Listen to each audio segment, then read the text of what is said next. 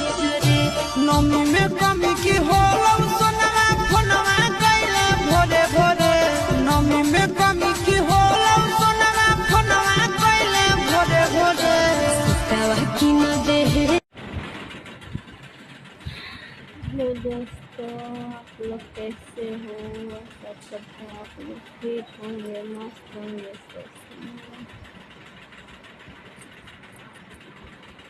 आप सबसे